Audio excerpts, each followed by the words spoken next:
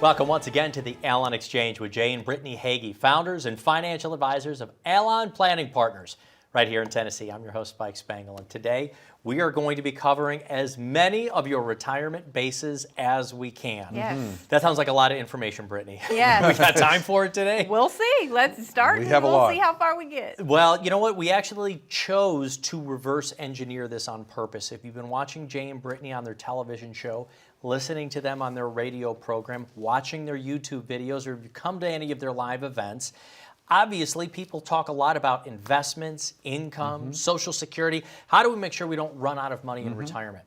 We decided to start, though, more with the end in mind. Let's talk about estate planning. Estate planning, it is part of the written financial plan. It's part of the process. It is. Is there a minimum amount or threshold, or when do you deem it's right to both need to do estate planning and the right time to do estate planning? Yeah. If you have assets at all, you should do some kind of estate planning. Right. It doesn't matter how much, but if you have a car, a home, if you have brokerage accounts or savings accounts or anything like that, you should begin this conversation regarding wills and the right legal documents. And Jay and I were talking about this recently because we actually have been meeting with an estate law attorney ourselves. And so we've been talking about some of these things we need now and things that we're planning for in our future. And there's a few documents that I just want to highlight that are so important when it comes to estate planning. A lot of times people think, oh, estate planning, how I pass on things to the next generation. That is a big chunk of it. That's but one there's part. also a part of it that impacts you while you are alive. And a lot of folks forget about that part. And I want to begin kind of the conversation with that. So there are a few documents called a power of attorney for financial and a power of attorney for healthcare. Those are two that we should all hold. Those documents, what those documents do is they give legal authority to whoever you name to handle finances in the event that you are incapacitated or cannot make those decisions yourself. Same for healthcare. You're naming someone to make some decisions on your behalf if you cannot make them for yourself. Yeah. Let me give you an example. So Jay and I are married. Let's just say something happens and maybe he's in a car accident or something. I don't drive that fast, but yeah. It's always it's Jay somebody who's going to else's go under the fault. bus over here. Something happens to Jay. It's Now okay, what? yeah. Well, I hey, get hit by a bus. I mean, that's statistically what's going to happen. That's right. I will probably outlive him. That's right. We don't know, but statistically, we outlive our male counterparts. Sure. But let's say that he is in a car accident and maybe is put in a coma to allow brain swelling to be reduced for a week. God forbid this ever happen. But we want to talk real life stuff because you are facing real life stuff. This is what you are dealing with, these types of situations. And we want to make sure you're prepared. So let's say that that's the scenario, and I need to get into one of his, maybe his IRA or his 401k to withdraw some funds to help with something that I have to pay. Maybe it's his medical bills, or maybe it's just I'm paying the mortgage, or maybe our everyday expenses or something. I have to get into those accounts. If I do not have this power of attorney for financial, I cannot access the accounts that are in his name. They will not allow me to access and withdraw funds just because I am his spouse. That's not how that works. You have to have this power of attorney in order to make those transactions. So very, very important, again, because you don't want to strap yourself or handcuff yourself to where you cannot access the funds that are yours. But that is a very real scenario that you could face and why these documents are so important. Right, and especially when you're talking about the 401ks, because you can have joint bank accounts. You can have joint investment accounts. Right. But the 401ks, the IRAs, They're those not are joint. literally individual They're retirement accounts. That's right. And so if you need to get into those funds, those aren't joint, those are never to have power joint. of So you attorneys. have to have those power of If attorney. you don't have that document, you cannot access the Now, funds. I also think, look, folks, I know this might be difficult, but I've actually had a couple of these situations happen last year with friends who I've known. A very young man who had a brain aneurysm, a brand new 1-year-old baby, young wife. They've been covered with insurance and some long-term care, but starting this sooner than later. Estate planning isn't just for 70 or 75 years old. Yes. It's for anybody who might have a family or assets, or just want to make sure that my family is covered no matter what happens. Things can happen quickly in life. And so what I tell folks, no matter what your age is, if you are disabled or when you are deceased, you want to know that the assets that you have or the health care planning that someone needs to help you with is accessible to who you trust, right? So we have, the way we set it up in our firm, we have 3 or 4 different estate planning attorneys, because Brittany and I aren't attorneys, so we can't draw up these wills or trust or power of attorney documents, but we partner with these folks who come and meet with you in our offices, and they will walk you through your specific situation. We can kind of help quarterback that for you, right? We can help you, help the estate planning attorney understand your assets, understand your needs, understand your family dynamics. So that way we can work as a team to put together these documents for you. And it may be that a simple will is okay. It may be that you need a trust. There's a ton of different reasons why each of those would be okay in certain scenarios. But you really need to start thinking about this now. If you have young kids, especially, if you're in your 30s and have young kids, you need to be thinking about what would, if something happens to you and your spouse, who's taking care of your children, right? And so it's not, there's not an age thing. This is not something you can wait until you're 60 or 70 to put in place. You need to put it in place now, and that's why we emphasize that a part of the holistic financial plan, because we want folks to be able to have confidence of what happens to their money and their health care if they're no longer here to help with that. I think one of the things that is a must-do right now is the kind of thing that you do in the office as well. Take a look at your beneficiary designations. I mean, if it's on your bank accounts, any accounts, folks, go get your laptop, go put it on your lap, continue watching the program. Make sure you've got the right beneficiaries on there. There could be kids or grandkids born into the family. You may have gone through divorce. There's all different kinds of blended families. And there's, oh my gosh, I just going through my licensing. There's a difference between, what is it, per capita and per stirpes? That's right. There's a big difference of what happens if somebody, can you explain the difference again for me before I take my test? Big difference between the two. Yeah, so are you taking a test right now? Yeah. So it's either the way that it's presented down in the lineage, you know, whether it goes directly 50-50, let's say you have 2 kids and one of those designations are going to allow it to go equally to each and then to their children, and the other, it can be designated more to definite children, DNA to the first level. And to the first level and not go to the second level. So let's say you've got 2 kids, and one of them has 4 kids. So you got 4 grandkids, and one of them has 2 grandkids over here. And if one beneficiary designation, one way you do it, if you do it per the person, if this one happens to predecease, then all of your inheritance will go over here. To the other side. Grandkids would be left out. So it's hard to explain without a diagram here on television, right? But you really need to know the difference of that per capita per stirpes in your family dynamic and what is the best for you. And what is best for you and That's your family, which is exactly why we talk about it. Estate planning is only part of the process of putting together a complete financial plan. There's a couple of different things we'd like to do. Is number one, help you with that complete financial plan. We'll do that for you in the office. 1, probably 2 meetings, show you what that looks like. But we also have another tool that we'd love to get in your hand. You come into the office, we'll just give you a complimentary copy of the Allon Approach, Jay and Brittany's brand new book. There's some great workbook material in there, but it's something that you can take away with you, learn more about the team. We're going to continue talking about all of your retirement bases. Man, this was just estate planning. We've got so much more to cover. Don't go anywhere. More with Jay and Brittany right after this.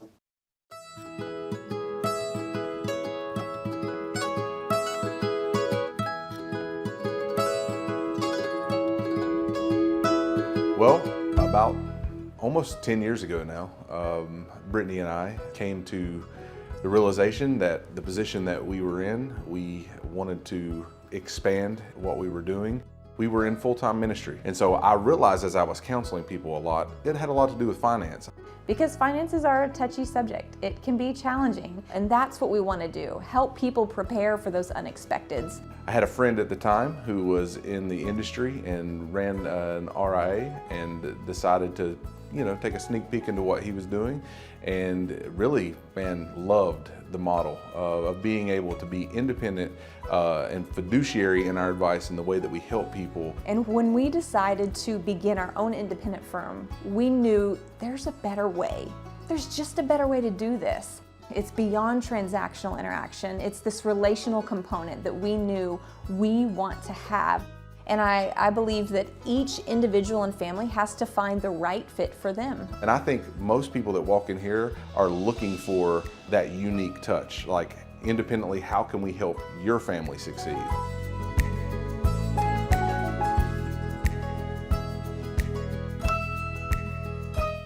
Welcome back to the Allon Exchange television program. Today we are covering as many of your retirement bases as we can with Jay and Brittany Hagee. I'm your host, Spike Spangle. Let's talk about the investment strategy. We did estate planning. Do we need to focus an investment strategy more on income production, things like bonds, what we might call preferred stocks, dividend-paying stocks, and mutual funds and ETFs? Do you look for the vehicles that produce income? Well, yes, you do want to look at income when you're in retirement, but you really want to be diversified amongst asset classes correctly, because you don't want to be weighing too heavy on any one vehicle, right? Because there, again, is inherent risk with every vehicle that you choose. So you need to diversify yourself, whether it's cash, bonds, commodities, things like gold and oil and things like this, stocks, and you mentioned a good one, a dividend-paying stock. You know, I've met with clients before with millions of dollars that only held dividend-paying stocks. And so I understand why, because they're wanting to produce the income off of them. But then I also have to explain, you know, the inherent risk of being able to ride the market volatility while you're getting the dividend from this stock, right? So it's okay to hold, and real estate is that other asset class that you want to look at. But it's okay to hold each of these individual vehicles in the right sequence or in the right amount, right? You want to make sure you're diversified and you're weighted correctly. Because if you overweight too heavy in any one area, it can cause problems in your diversification strategies. And not just in different asset classes, but even within those asset classes, there should be some diversification. I don't know if you've heard the term correlation or if you're familiar with that, but when you come in and sit with us, we talk about correlation. This just means how your assets move in relation to one another. What you don't want to do is have your assets positioned to where they all move the same direction at the same time. You want to have some inverse correlation so that if one is up, the other may be down, and they can kind of counteract each other a little bit, so there's no massive swings. We don't want those, especially for those really nearing retirement. You don't want to experience the massive dips and swings of the market on your income bucket. Now, if it's extra money that you want to really just grow and build and take more risk with, that's a different strategy. But for your income producing bucket of money, you don't want to experience those massive swings, and that helps with When you're close to retirement, you know, number one rule from Warren Buffett, do you know that? Like, don't lose money, right? Is the reason being is because your money has to work twice as hard to earn back to even as what you took on the losses. So you have to really look at risk tolerance when you're closer to retirement. That needs to be a bigger portion of what we're looking at: diversification strategies and risk tolerance. How much risk should I be taking with each bucket of money that I've got set out here? Not just everything's in one pile and we're going in one direction, but we're actually going to isolate different buckets of money for different purposes, and we can take different risks with those different buckets of money. And that's what's beautiful about a comprehensive financial plan when it comes to investment strategy, is because we're not relying on any one asset class, whether it's a dividend paying stock or a bond or a real estate investment, to get us to where we're going. We're looking at balance and what's going to get us to our goals diversified. Right. That's a key concept that you brought up. And so let's say that you have an investment and it starts here at 100%. Let's just say for a big number, if the market loses 50%, right, it's not like you need another 50% to go back. You need the market to come back up to 100%. Yes. That's right. So clearly we want to mitigate the risk. I want to dive even deeper though. How do you do the investment selection? Does Brittany get to pick 50% of them? You get the other 50%? We'll arm wrestle most Just of the time. out of a hat. How are we just pick 'em actually out of a doing hat. the investment selection? Who helps you with that? Do you have a team behind you? How So does that yeah, look we like? have a team of CFAs that actually help us with investment and portfolio management. I'm not sitting at my desk picking stocks and bonds and trading all day. Our job is to quarterback this plan and make sure we have the right team approach, that we have the right people around your portfolio and your investments, that someone is at the station 24/7 making these critical decisions on in this stock, out of this stock. But we have a team of CFAs that we utilize that are actually in different places around the country that help with putting together portfolios for every one of our clients. Right. Yeah. Can I also add, then do you also then start to focus on taxes and different tax qualifications of, let's say, the liquid assets?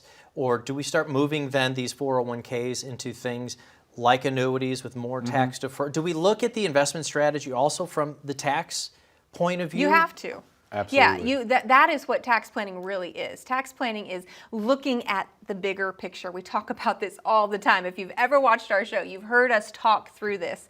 Tax planning is looking not just at the current year, but looking ahead. And you have to do that when you're looking at your investments. So as you're assessing your current investments, you've got to ask, how do these investments impact my taxes? Not just this year, this current year, but in 2 years, in 5 years, in 10 years, in 15 years when I have to take RMDs from my qualified accounts. You've got to consider all of those things to ensure, again, you are minimizing your tax liability and maximizing what you keep in your pocket. So that's taxes, and you mentioned income planning in retirement. Income is everything in retirement, because that's why companies really have done away with the defined benefit plan, the pension, and now we are responsible for our own pension planning. So we have to look at vehicles that guarantee income, that is going to give us the income that we need to spread out through our retirement, so we're not over here biting our fingernails saying we're going to run out of money, right? So we have to make sure that we look at every investment vehicle, but through the eyes of taxes and income planning for sure. Right. There have been some talks, some reports that I think through Secure 2.0 or one of the amendments that went through, that they are talking about now allowing annuities or certain versions of annuities to be allowed into retirement plans.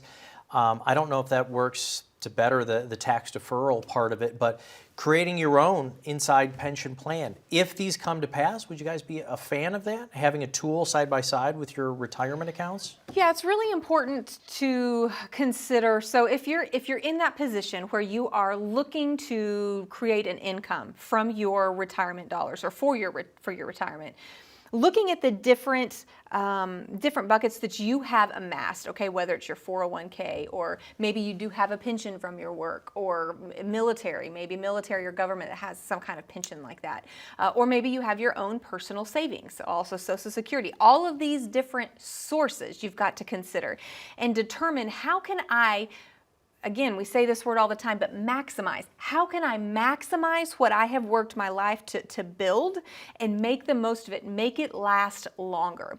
And sometimes that may mean taking a portion of that and creating an income from that. Sometimes it means taking maybe multiple buckets and withdrawing at different times and creating income streams from different buckets at different times. For example, if you're looking at an investment account, specifically like a market account with stocks or things like that, and you have that as part of your distribution plan, you never want to be pulling from your investment account or your market account when the market is down, because you are locking in those losses. That's right. You don't want to put yourself in a place to where that's the only bucket you can pull from, and then when there's a down market and maybe you've lost a couple percent or something, and you're really feeling that, and then you have to withdraw and lock in the losses and not have that potential for building that back up. So having multiple sources to pull and create distribution streams from would be the ultimate goal there, so that you're not dependent upon just one, but creating these additional streams to help navigate some of that. So what I'd like to tell everybody is about your tax guide. The tax guide is very helpful because we know that for most Americans, the largest account you've been able to save into are those retirement accounts. But is it working for you?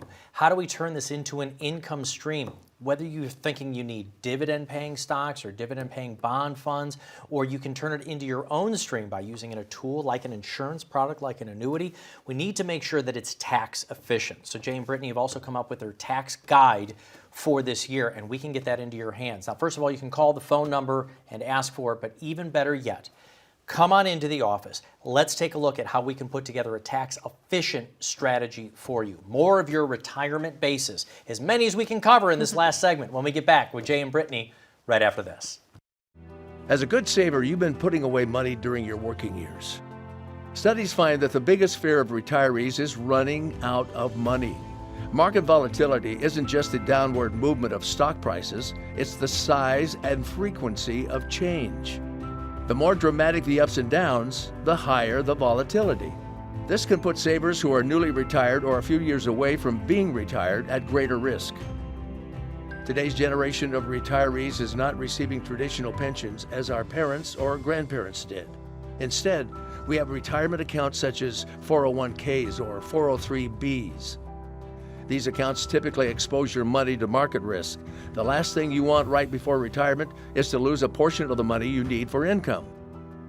But how do you turn these accounts into a retirement income? Is it safe to keep all your retirement money sitting in the stock market? The last thing you want is to lose a portion of the money you need for income due to market loss. By working with a financial professional, you can learn how to turn a portion of your savings into an income stream for life and income for the life of your spouse if you're married. We all have moments in our lives when we wish we had taken action sooner. Don't let procrastination reign on your retirement parade. Act now before it's too late. Please call our office to set up your no-cost, no-obligation retirement income review today. Welcome back with Jay and Brittany Hagee, financial advisors and the founders of Allon Planning Partners. I'm your host, Spike Spangler. We're trying to cover as many of your retirement bases as we can today. And retirement has changed. And there's a lot of technology out there. Yeah. In fact, I was just reading something recently where the people who are going more into the technology space are the age 65 and above. Right. They have over 7 different appliances. Do you guys have a smart refrigerator yet? I need a smart yes. refrigerator. We but do not. they got smart washers and dryers, Yeah, and then it's connected that's to their true. smart watches, That's right. which is helping them monitor their health. Yeah. But I'm wondering with the technology, there's also an overwhelming element to it. And how many people are using this to monitor their accounts, Right. monitor their investments, monitor too much of that news that makes them feel things are going up and down, technology and retirement. Do you embrace this? Well, there's pros and cons, I mean, to everything. And, you know, the accessibility that technology's allowed us, I think is a good thing, but it can work, like you said, in the negative vein. So it causes us to make emotional decisions because we can access things quicker and we can make a decision before we even have thought through all the consequences, which is kind of what technology is good for, getting us in front of it, but it also can hurt us with the emotional side of investing. So we understand that there are folks that are listening, and we have a lot of clients that love technology and some that don't want anything to do with technology. And so we are kind of that in-between liaison, so to speak, to help you, to let you use it to aid you, to benefit you the most. So we don't want to take over. I don't think it'll ever take over really a personal touch. I don't feel like as far as sometimes you just need something with skin on it to say, am I doing the right thing? Is this the right way? You know, so there's that robo advisors and everything else these days. And so, yeah, it can cut some cost. It's some good things for as far as accessibility, but it can also weigh on our decision making and cause us to make emotional, rash decisions sometimes quicker than us thinking through the planning process. Right, and there's also some limited personalization within that, which can be challenging, especially as you're looking at comprehensive financial planning. If you're looking at it narrow-minded, I just want to look at my investment and my allocation alone, you know, it can spit out some solutions, you know, if this, then this, right? I mean, there's algorithms that run it, and you can get an answer, right, as you put in the data. But you don't receive the broad, comprehensive approach that at least we, as financial advisors, Right. take when it comes to this. When we're talking about your investments, we're not just talking about your investments. We're talking about your investments in light of everything else. Your income, how much are you Your contributing? taxes. What's your tax liability look like? How will this impact you down the road? There's so many factors that really do work together, and you kind of miss out on that benefit when you rely solely upon the technology of it, like a robo-advisor. Well, I got to tell you, I know technology is helping things. I can remember the change in the industry as we went from mutual funds, good old-fashioned retail Right. mutual funds, brick and mortar up, going to ETFs, which can operate at 90% less because of the cost internet, less, because of things minimize there. our costs. But I can also say the opposite side is I am tired of getting on websites and say, would you like to chat with someone? You click on it and it's some robot and you're typing things and like, was this helpful? I'm like, no. Can't understand anything. So when people want to reach frustrating. you and they're worried, are you moving towards the technology edge, or are you still keeping the firm personal? Well, we want to be accessible. That's one of our desires as a firm, is to remain accessible. When you have a question, you can get in touch with us. You can get in touch with our team, and I'm talking about a person, right? You want to speak with a person. That's what we want to ensure that you're not getting some robo answer, you know, but you're able to speak with a warm body. You're able to speak with us. Hey, I saw this happen. How does this impact this? Or hey, I need a distribution. Can you help me? Absolutely, we'll help you process that, right? So definitely offer that here, whereas with a robo-advisor, again, you're missing that. Kind of get some cold. We know that this year here in Tennessee, we had some terrible ice storms. Oh, we we couldn't go Yes. anywhere. How do you feel about Zoom? Like, because I know that I've had some doctor's appointments. I thought this was great. It was fantastic. I was able to do a checkup. They're like, "How are you? Are you fine?" And able to speak with someone, write some emails. This great communication now that we're able to have. I still want to see that doctor once or twice a year. You know, I appreciate that because it allows more accessibility. Like I said, there are certain parts of technology, like a Zoom call, you know, that we meet with our clients over Zoom. I do that quite often, that I'm okay with, but they're still getting my brain, you know, our potential to like look at every angle and not just spit out an answer based on, well, this investment's 10% versus 8%, right? So I appreciate certain parts of those technology pieces, but we're always going to keep the personality and the personal touch in there. I want to then directly going to the functionality of it, I've always wondered from financial advisors. So we have this technology. We talk about an income plan. We talk about a financial plan. How does it actually work that you get somebody's monthly income to that? Do you do that, or do you just say this is the amount that you're supposed to withdraw from this bank account? This is what, you know, you're obviously going to get paid over to Social Security, or do you actually help with the pay? Do you use software to help them with their income stream? Yeah, this is where the both and really come into play. The personal touch and the face-to-face, hand-to-hand working together, but also the technology. We're going to implement that. We have these incredible tools at our disposal that really maximize our planning and really help us when we're coordinating all of this. So it's really a marriage of the two together to where it really maximizes the effectiveness and efficiency for our clients, and as well as time management, right? It makes a big difference in that as well, minimizing the time it takes to do certain tasks. But absolutely, we help folks process through when and how to take those distributions, and as they get to the point of retirement, we're able to even automate those. There's a piece of technology that we use every day, you know, to where distributions are automated, or contributions are automated so that they don't have to remember it every time, or, you know, it's set on a schedule, so you're and it'll taking this happen. Whole whole technology world and boiling it down for them and applying make it to our system. Yeah, Palatable. what's impactful and effective and what's not. Taking some, leaving some. Right. Jay, Brittany, thank you very much. Brittany, hold up that book there real quick. I want to make sure that everybody gets a complimentary copy of this book. That's right. When you call in the phone number there and you come in for an appointment, you will get a complimentary copy of the book, and we want to cover all of your retirement bases, including your income strategy, estate planning, taxes, Social Security, healthcare choices, and more down the road. Call the phone number you see here so you can get started on your written financial plan. Thank you for watching. We'll be back next week.